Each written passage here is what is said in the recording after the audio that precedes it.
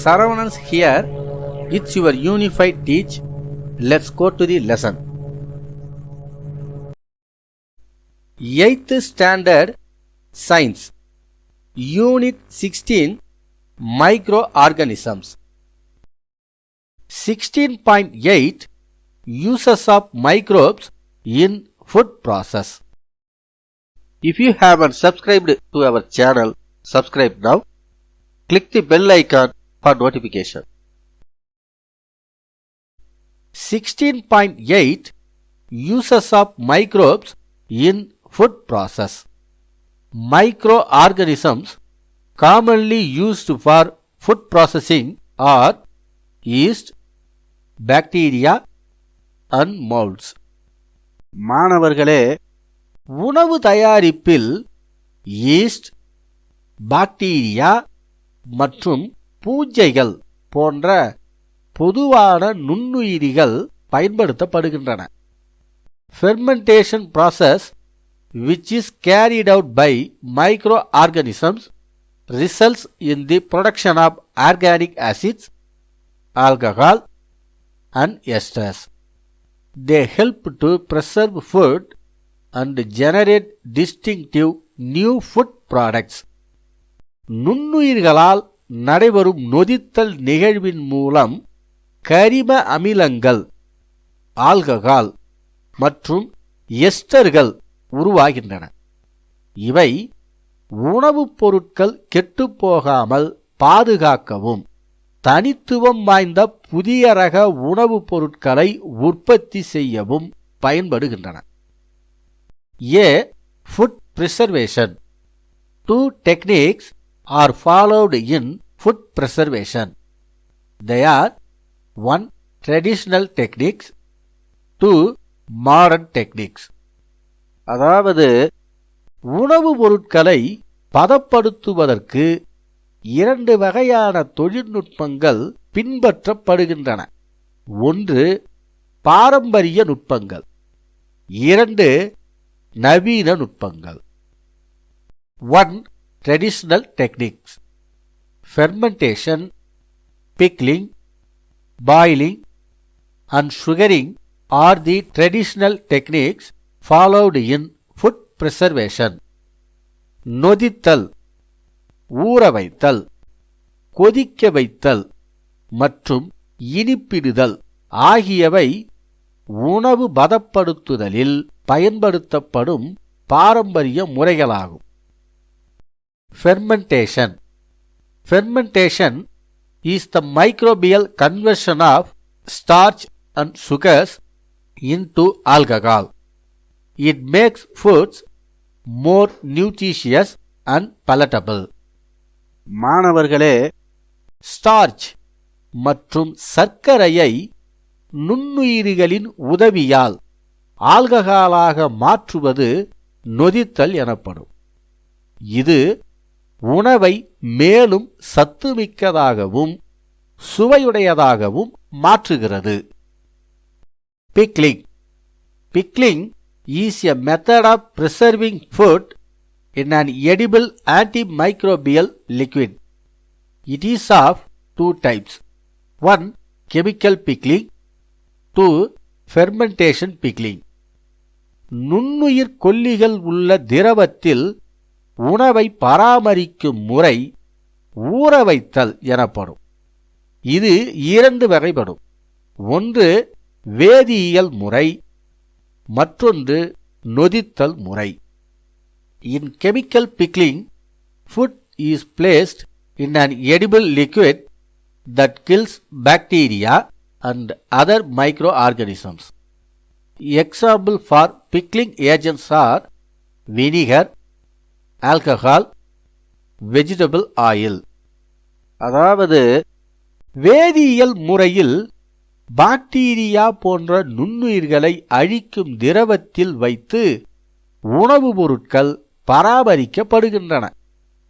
ஊற வைக்கும் காரணிகளுக்கான எடுத்துக்காட்டு வினிகர், ஆல்கஹால், தாவர எண்ணெய்கள்.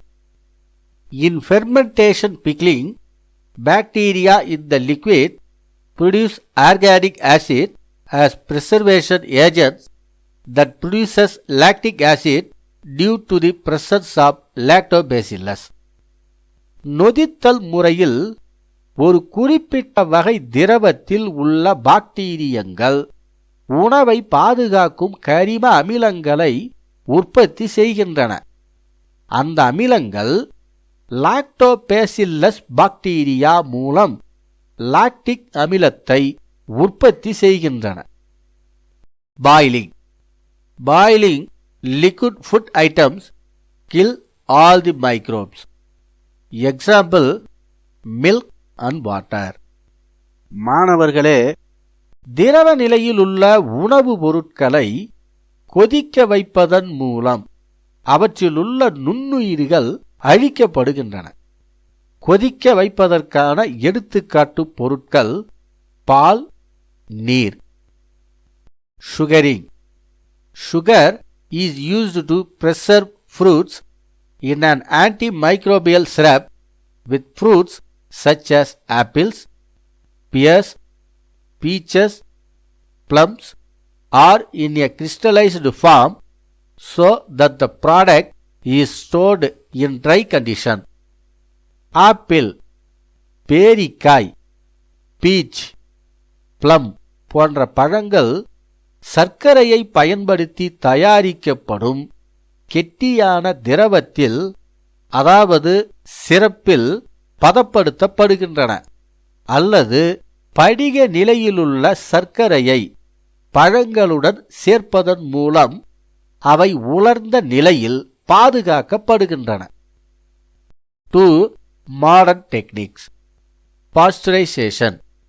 It is a process for preservation of liquid food. This method was invented by Louis Pasteur in 1862. மாணவர்களே, இது திரவ நிலையிலுள்ள உணவுகளை பாதுகாக்கும் முறையாகும். இம்முறையானது லூயிஸ் பாஸ்டர் என்பவரால் 1862 ஆண்டு கண்டறியப்பட்டது. Milk is preserved by this method. It is heated up to 70 degrees Celsius to kill the bacteria and it is cooled to 10 degrees Celsius to prevent the growth of remaining bacteria. Then milk is stored in sterilized bottles in cold places. இம்முறையில் பால் பதப்படுத்தப்படுகிறது.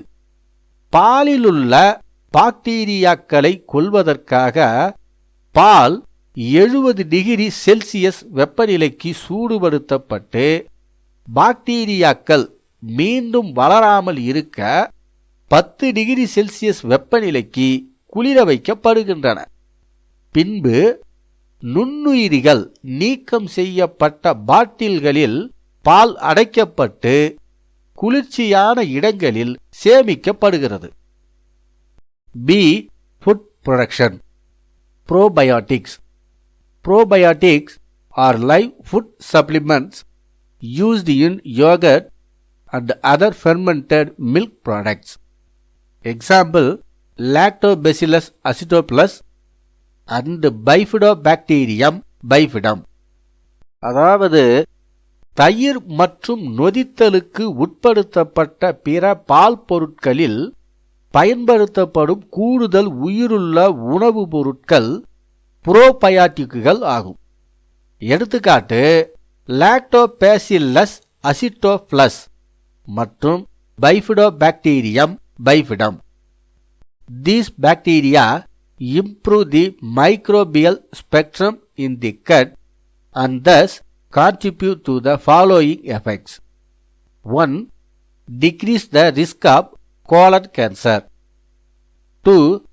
Decrease cholesterol absorption. 3. Prevent diarrheal diseases by increasing immunity. இந்த பாக்டீரியங்கள் குடல் பகுதியில் உள்ள நன்மை செய்யும் பல வகையான நுண்ணுயிர்களின் வளர்ச்சியை ஊக்குவித்து பின்வரும் விளைவுகளை ஏற்படுத்துகின்றன. அதாவது குடல் புற்றுநோய் ஏற்படும் ஆபத்தினை குறைக்கின்றன. அடுத்து கொலஸ்ட்ரால் உறிஞ்சப்படுவதை குறைக்கின்றன. அடுத்து, நோய் எதிர்ப்பாற்றலை அதிகரிப்பதன் மூலம் வயிற்றுப்போக்கு நோய்களை தடுக்கின்றன. Let us study about 16.9 harmful microorganisms on the next video. This video is available in Tamil on our channel.